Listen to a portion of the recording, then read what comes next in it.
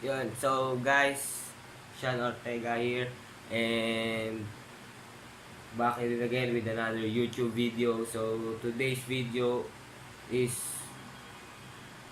talking about do's and don'ts when disassembling and assembling your PC. So guys, first to do when disassembling and assembling your PC is disassemble your PC in a clean and uncluttered flat surface.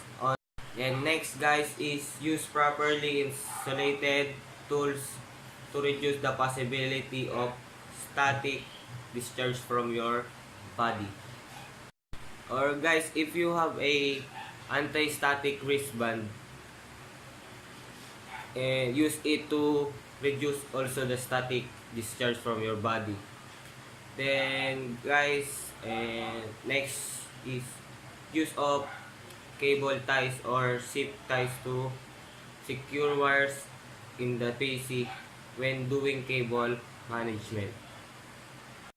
So guys, next is to close up the case and cover the build-in process when you are not working on it. It will reduce dust build-up, especially if you're building over a period of time. Then last to do is take your time and make sure the components are secured properly and connected correctly. Refer to manual or installation materials if you have them on hand. Then guys, this is the don'ts in disassembling and assembling of your PC. So guys, first, don't assemble your PC on couch or a carpet, floor, or a chair, etc., etc., etc.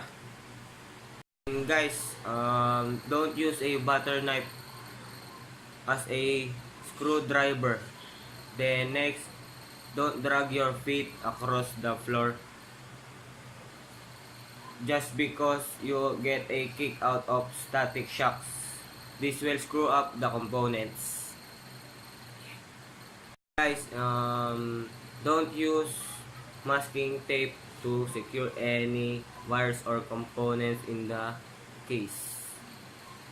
So yeah guys, don't handle the open circuit boards or touch capacitors or resistors than you absolutely need to. And lastly guys, especially don't plug in your power supply while you're working inside the case unless you want to chance electrocuting yourself.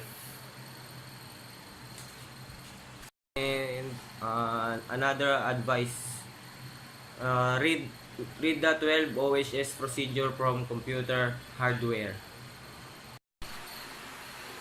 Yun guys, that is it for today's video.